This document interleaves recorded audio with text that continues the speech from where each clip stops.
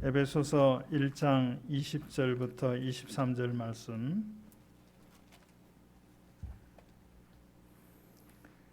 그의 능력이 그리스도 안에서 역사하사 죽은 자들 가운데서 다시 살리시고 하늘에서 자기의 오른편에 앉히사 모든 통치와 권세와 능력과 주권과 이 세상뿐 아니라 오는 세상에 일컫는 모든 이름 위에 뛰어나게 하시고 또 만물을 그의 발 아래 복종하게 하시고 그를 만물 위에 교회의 머리로 삼으셨느니라. 교회는 그의 몸이니 만물 안에서 만물을 충만하게 하시는 이의 충만함이니라. 아멘. 창세기 1장 28절의 말씀은 하나님께서 사람을 하나님의 형상으로 지으시고 나서 하신 말씀입니다. 그들에게 복을 주시고 말씀하셨습니다. 복을 주시면서 말씀하신 이 내용은 명령이기도 하고 당부이기도 합니다. 이 명령을 귀하게 여긴 사람은 복을 받고 이 명령을 소홀히 한 사람은 복에서 멀어지는 삶을 살았습니다. 명령하시고 당부한 말씀은 뭐냐면 생육하고 번성해라 그랬어요.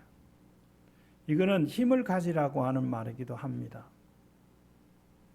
지금도 그렇지만 오랜 시대에는 사람의 수가 바로 힘입니다. 그래서 다윗이 인구조사한 이유도 거기에 있습니다.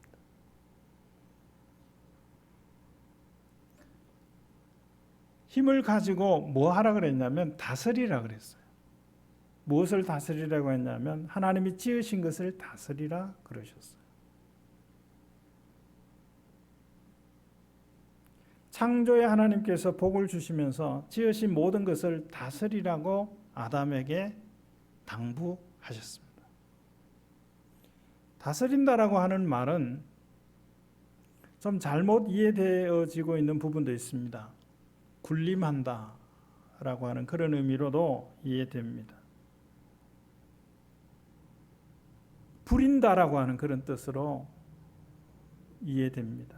그러나 이 다스린다라고 하는 말은 그런 의미가 아닙니다. 하나님께서 지으신 것, 말씀으로 지으시고 때로는 흙으로 지으시고 때로는 손으로 지으신 것을 다스리라고 하는 말은 관리하라는 겁니다. 관리하라. 내버려 두고 방치하지 말고 관리하라 하는 겁니다. 하나님이 지으신 것을 지었으니까 짓는다고 힘들었으니까 그들이 지어놓고 내버려 두시는 것이 아니라 관리하시는 거예요. 닦고 먼지도 털고 어떻게 하는 건가요? 그렇게 합니다. 잘 관리해야 합니다. 그걸 다스린다라고 표현했습니다.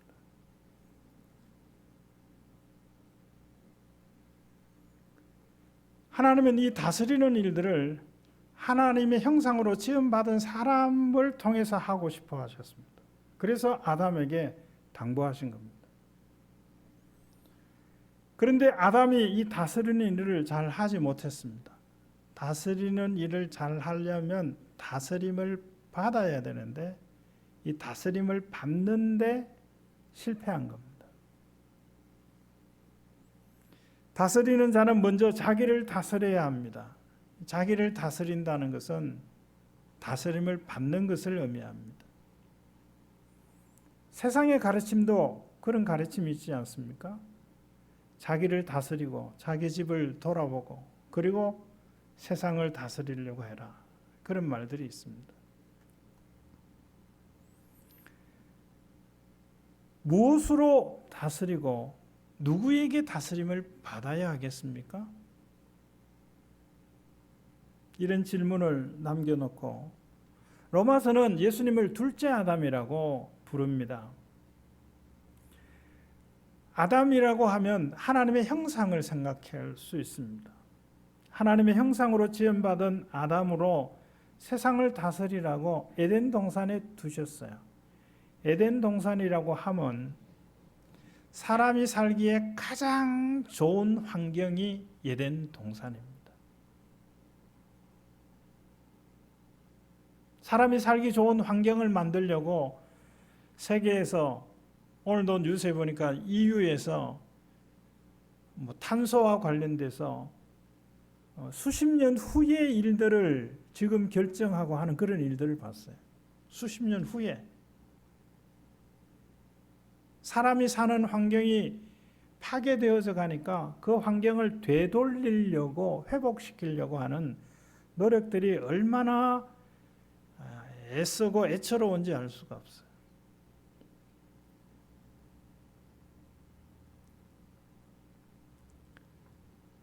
하나님께서 아담이 실패한 하나님이 지으신 것을 다스리는 일들을 예수님께 맡기셨습니다. 예수님을 세상에 보내신 것은 세상을 다스리라고 보내신 겁니다. 그런데 세상은 그의 다스림을 거부했습니다. 예수님을 십자가에 죽였습니다. 예수님을 십자가에 죽였습니다.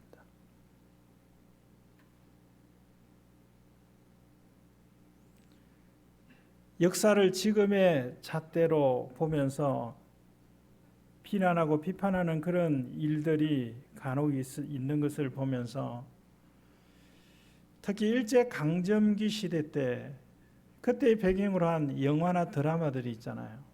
그런 것들을 보면서 나라를 되찾기 위해서 고군분투했던 그런 사람들의 이야기를 이렇게 보면서 내가 그 당시에 있었으면 나는 어떤 태도를 취했을까 이런 생각을 해봅니다. 나도 생명을 풍전등화와 같은 그런 상황 속에서 내던지면서 나라를 찾기 위해서 그렇게 했을까? 아니면 기회주의자적으로 이리 피하고 저리 피하고 그렇게 하며 살았을까? 라고 생각을 해봅니다. 자신이 없습니다.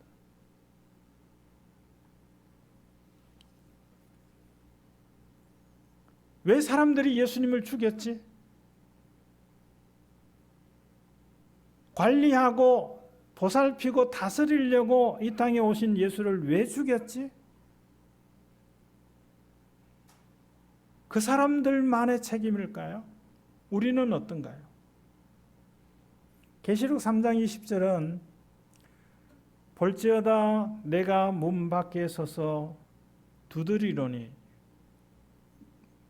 어떤 문을 두드리는가 하면 교회의 문을 두드리는 거예요. 성도의 마음의 문을 두드리는 겁니다. 이렇게 말씀합니다. 내가 두드리는 이 두드림을 듣고 너희가 마음을 열고 나를 영접하면 내가 들어가서 먹고 너는 나와 더불어 먹으리라 그랬어요. 예수님이 우리와 함께 먹는다라고 하는 의미는 그보다 더 좋은 삶이 없다 이렇게 생각하시면 돼요. 가장 좋은 삶입니다. 근데 두드려요. 근데 문을 열어요. 예수님이 들어오셨어요. 이것을 그리스도인이라고 부릅니다. 이 그리스도인의 두 종류의 모습이 있어요. 하나는 예수님을 맞아들였는데 한쪽 구석에 앉아 계시게 하는 거예요. 그리고 내가 하고 싶은 대로 다 하는 거예요. 때로는 예수님 보고 하라 그래요. 두 번째 사람은 결정권을 예수님께 넘겨주는 겁니다. 하나님이 원하시는 것은 두 번째 사람의 모습이에요. 내가 예수님을 나의 주와 그리스도로 믿습니다. 고백합니다. 세례받습니다. 세례교인으로 권리와 의무를 행합니다. 그런데 어떤 이들은 결정권을 예수님께 내드리지를 않는 겁니다. 결정권을 내가 쥐고 있다는 것은 예수님의 다스림을 내가 받지 않는다는 것을 의미합니다. 내가 들어가서 너와 더불어 먹고 마신다는 것은 내가 너를 다스리겠다는 겁니다. 그렇게 다스려야, 다스림을 받아야 복이 임한다는 겁니다.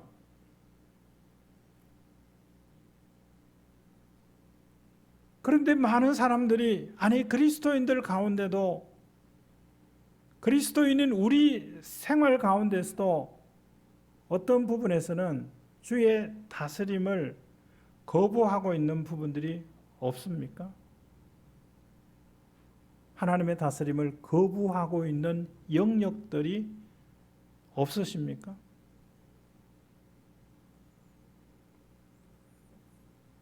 세상을 다스리기 위해서 이 땅에 오신 예수님을 십자가에 죽인 그 사람들 못지않게 예수님의 다스림을 실질적으로 거부하는 그리스도인들, 그 가운데 포함되지 않기를 바랍니다. 하나님이 없이 살 수 있다고 생각하는 사람입니다. 하나님이 없이 살 수 있다고 하는 상황이 만들어 놓은 것이 예수님을 죽인 사건입니다. 바벨탑의 사람들이에요. 바벨탑의 사람들. 하나님의 다스림은 때로는 징벌과 심판도 포함돼요. 그런데 그 징벌과 심판이 싫어서 그것을 받아들이지 않는 거예요. 그것을 거부하는 겁니다. 그래서 바벨탑을 쌓은 게 아닙니까? 우리가 이 바벨탑을 높이 쌓아서 다시는 홍수의 재난에 희생자가 되지 말자. 저들이 이거 하나만 기억했으면 굳이 바벨탑 쌓지 않았어요. 다른 걸 준비했어야 됩니다. 노아 홍수 이후에 하나님의 약속은 이겁니다. 내가 다시는 물로 너희들을 심판하지 않겠다 그랬어요. 그런데 여전히 저들은 물의 심판을 피하기 위해서 바벨탑을 쌓은 것입니다. 진짜 하나님의 다스림을 받기 싫었다면 다른 걸 준비했어야죠. 하나님 없이 살 수 있다고 하는 사람들이 만든 상황이 예수님을 죽이는 상황입니다. 우리를 다스리기 위해서, 아니 관리하기 위해서, 보살피기 위해서, 행복하게 살 수 있게 하기 위해서 이 땅에 오신 예수 그리스도를 죽인 겁니다. 이 상황 가운데서 하나님이 일하십니다. 오늘 20절은 그렇게 연결할 수 있어요. 20절에 보면 그의 능력이 그리스도 안에서 역사하사, 하나님의 능력이 그리스도 안에서 일하사, 이 말이죠. 예수님이 죽은 자 가운데 있을 때입니다. 죽었다는 게 뭡니까? 죽었다는 것은 끝났다는 거죠. 죽었으면 이제 권리와 의무가 다 소멸되는 거예요. 끝이에요. 끝난 상황이에요. 이 상황 가운데 하나님께서 그 가운데서 일하셨어요. 이제는 희망이 없다, 끝났다라고 생각되는 상황이 있습니까? 하나님을 바라보실 수 있기를 바랍니다. 어떤 하나님이요? 죽은 자 가운데서 일하시는 하나님. 죽은 예수 그리스도 안에서 일하신 하나님이 그 일하심의 결과로 말미암아 그를 살리셨습니다. 예수님이 다시 살아났습니다.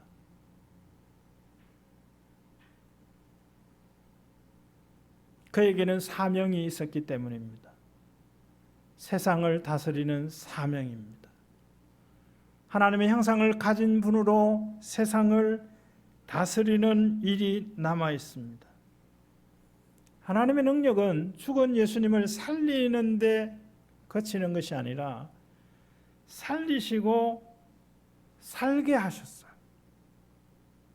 구원자는, 제대로 구원하는 사람은 위험에서 벗어나게 하는 것뿐만 아니라 안전하게 살게 하는 데까지 해야 할 줄 압니다. 하나님께서 죽은 자 가운데 계시는 예수님을 살리셔서 살게 하셨어요. 그 살게 하는 게 뭐냐면 사명 감당하게, 다스리는 일들을 하게 하셨어요. 자, 이 일들을 위해서 예수님을 하늘로 올리셨다 그랬어요. 하늘로 올리셨어요. 세상에서 하늘로 올리셨어요. 세상과 분리시키셨습니다. 세상의 영향을 받지 않게 하셨어요. 세상의 방해를 받지 않게 하셨어요. 하나님의 형상을 가지신 예수님이 세상을 다스리는데 세상은 거부했어요. 거부할 수 없도록, 영향을 끼치지 못하도록 하늘로 올리셨습니다. 하늘로 올리셔서 하나님 오른편에 앉히셨다 그랬어요. 오른편에 앉으셨다는 것은 모든 권리, 권세, 힘 다 주셨다는 거예요. 주었다는 거예요.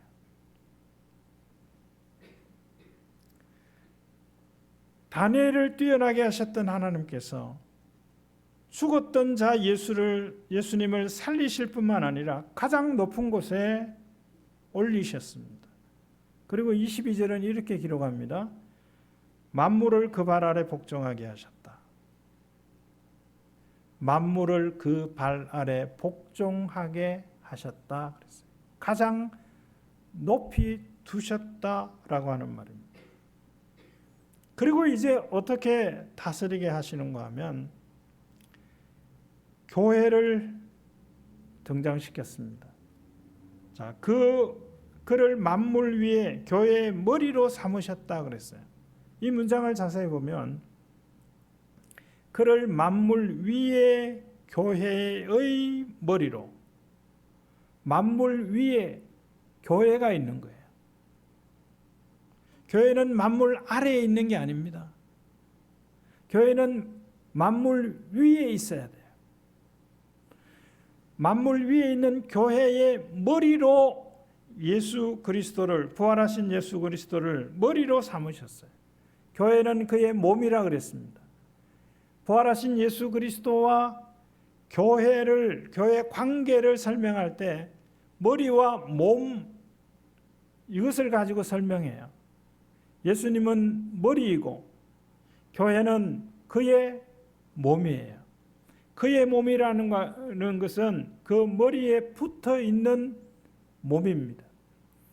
교회가 그리스도에게 붙어 있을 때 교회는 회복될 수 있어요. 교회가 그리스도에게 붙어 있을 때 교회는 살아날 수 있습니다. 교회가 그리스도에게 붙어 있을 때 충만할 수 있습니다. 교회가 그리스도에게서 떨어지기 시작하고 멀어지기 시작하면 거기에서 모든 문제들이 생겨납니다. 감당할 수 없는 문제들이 생겨나는 거예요.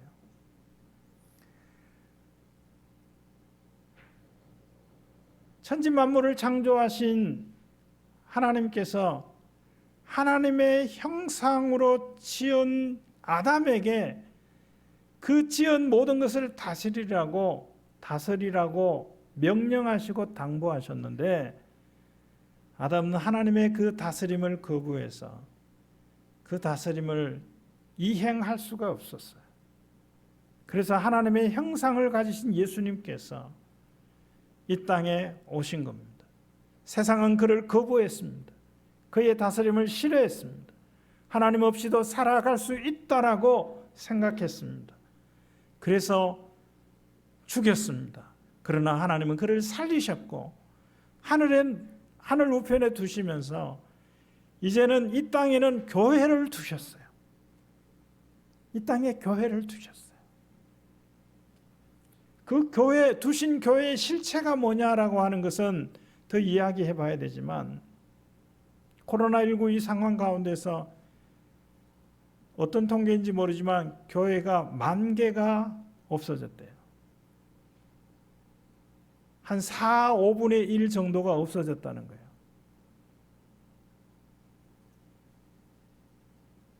하나님께서 이 땅에 교회를 두셨습니다. 이 교회의 실체가 뭘까요? 그리고 이 교회에 사명을 주셨어요. 무슨 사명이요? 세상을 다스리는 사명을 주셨어요. 그것을 위해서 교회를 만물의 위에 두셨습니다. 교회가 세상을 다스리기 위해서는 하나님의 다스림을 받아야 합니다. 그래야 교회가 세상을 다스릴 수 있어요. 이 교회라고 하는 것은 하나님을 믿는 사람들의 모임이 교회입니다. 예수님을 주와 그리스도로 고백한 사람들이 바로 교회입니다.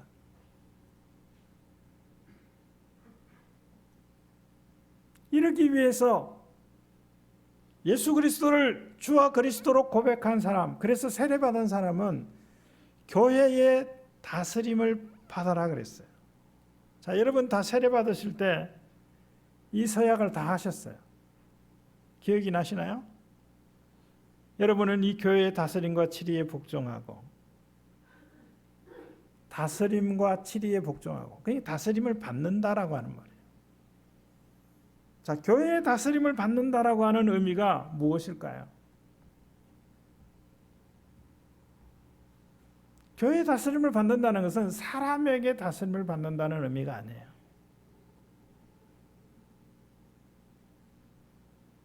말씀의 다스림을 받는다는 거예요. 하나님이 사람을 말씀으로 다스려요. 하나님이 교회를 말씀으로 다스립니다.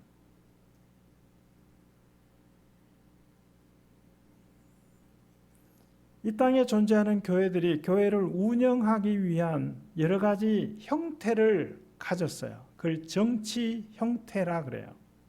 대표적인 것이 회중교회예요. 그리고 장로교회입니다. 뭐 감리교회도 있고 뭐 그렇지만 정치 형태로 보면 회중교회와 장로교회가 있어요. 회중교회는 말 그대로 세례교회는 모든 사람들이 의해서 다스리는 거예요. 그러니까 그 교회는 장로가 없어요.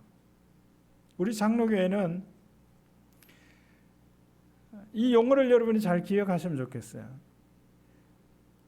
지교회, 제가 지금 말씀하는 것은 지교회입니다. 용인 한울교회의 교회의 대표자는 목사입니다. 교인의 대표자가 있어야 돼요. 누굴까요? 장로님입니다. 우리 교회 17년 됐습니다. 세례교인도 아직 정확하지는 않지만 70여 명이 넘습니다. 그전에 더 많았던 때도 있어요. 장로님 두 분은 세울 수 있는 세례교인 수예요. 25명에 한 분을 세울 수 있어요. 그런데 아직 장로님을 세우지 못하고 있어요. 교회를 분류할 때 미자립교회, 우리 교단에서는 미래자립교회라고 이름을 명칭을 바꿨어요. 그리고 자립교회, 대부분 재정과 관련돼서 그런 명칭을 붙입니다. 그래서 서울에서는 한 20여 명만 모여도 자립교회가 되는 경우들이 많아요. 중소도시는 인원이 더 많아야 되죠. 또 하나의 분류의 방법이 조직교회와 미조직교회예요. 우리는 어떤 교회인가요? 4개의 문항 중에서 우리는 아직 미조직 교회예요. 교회의 대표자는 있지만 교인의 대표자는 없어요. 교회의 대표자 목사와 교인의 대표자인 장로가 당회를 구성해서 교회를 다스리는 거, 살피는 거죠. 그 일을 하게 하는 정치제도가 장로교 정치제도입니다. 이제는 조직을 하든지 아니면 회중교회로 교단을 바꾸든지,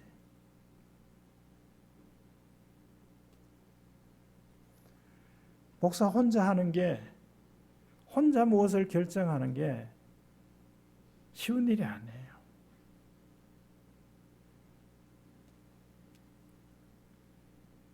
자, 그러다 보니까 잘못 이해하고 있는 부분들이 있어요.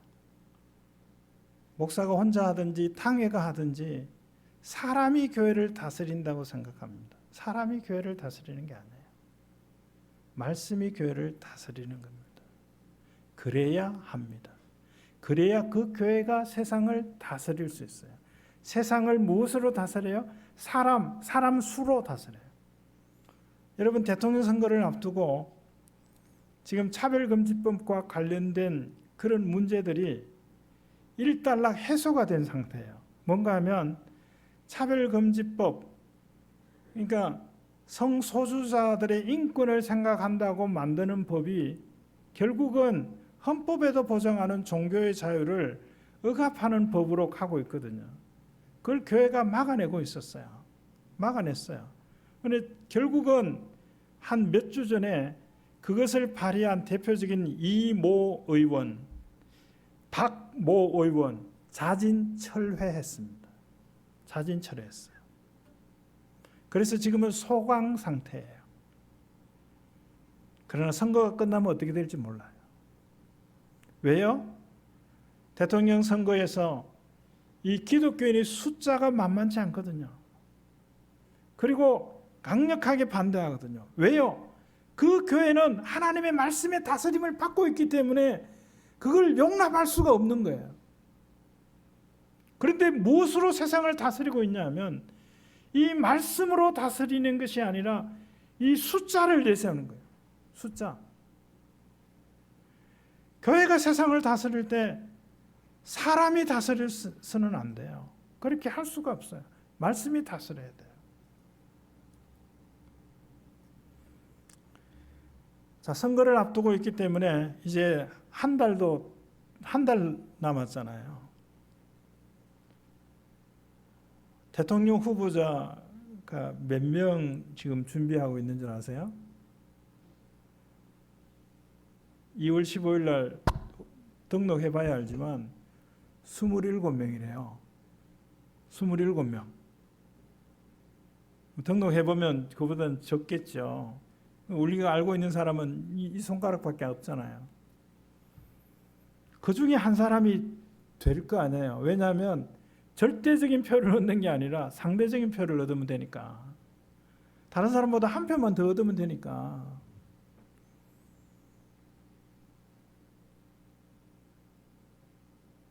선거를 통해 지도자가 되려고 하는 사람들이 표가 있는 사람들에게 눈치를 봐요.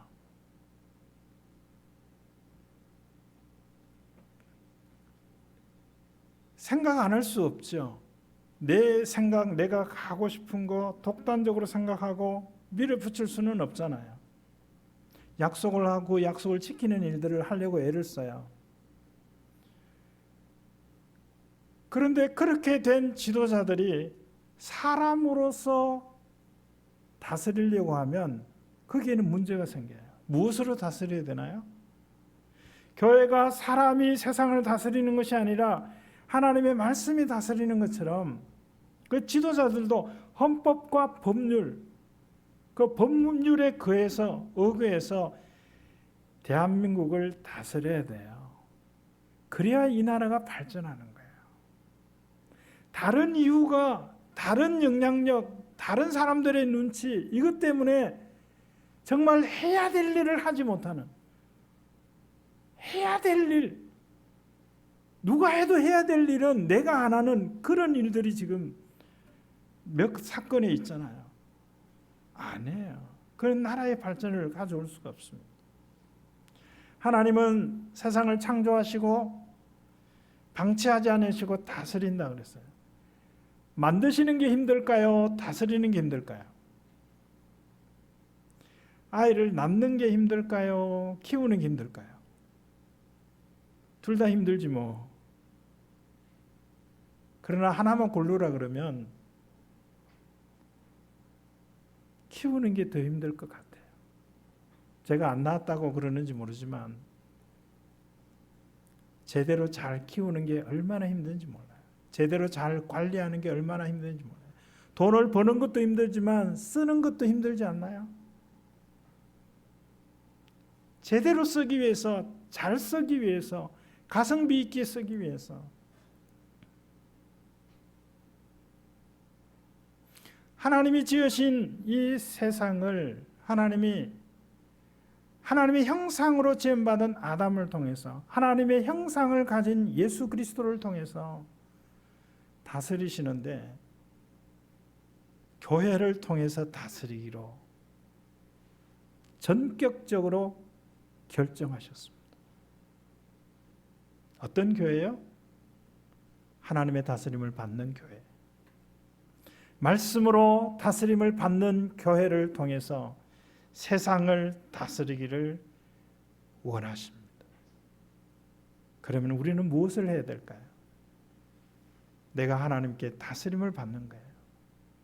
내 삶의 여러 영역 가운데 아직도 하나님의 다스림으로 내어드리지 못하는 부분들을 줄여가야 돼요.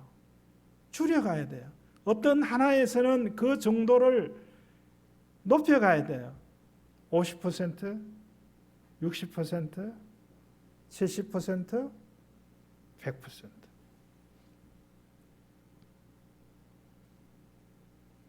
그렇게 할 때 하나님이 우리를 세상을 다스리는 도구로 사용하십니다. 어떨 것 같습니까? 세상에 함부로 할 수 없어요. 교회는 세상에 함부로 할 수 있는 존재가 아니에요. 예수 그리스도를 마음에 모시고 있는 성도들은 세상에 함부로 할 수 있는 존재가 아닙니다. 하나님만이 함부로 부릴 수 있는 존재들이에요. 하나님의 형상으로 회복시켜 주심에 따라서 세상을 다스리는 삶을 살아갈 수 있는 성도들이 되어지기를 바랍니다. 우리 교회가 그런 교회가 되면 좋겠어요. 우리 교회 성도들이 그런 교회가 될 수 있도록 성도들이 주의 다스림의 영역을 더 많이 넓혀갈 수 있기를 바랍니다. 그 삶이 손해보는 것 같습니까? 그 삶이 힘들 것 같습니까? 누가 그러더라고요. 맡겨만 주세요. 확실하게 해드리겠습니다. 주님이 그러실 것 같아요. 선전할 때. 내게 맡겨만 줘라. 내가 너의 인생을 책임진다. 주의 이 음성이 들려질 수 있기를 주의 이름으로 축원합니다. 하나님 감사합니다.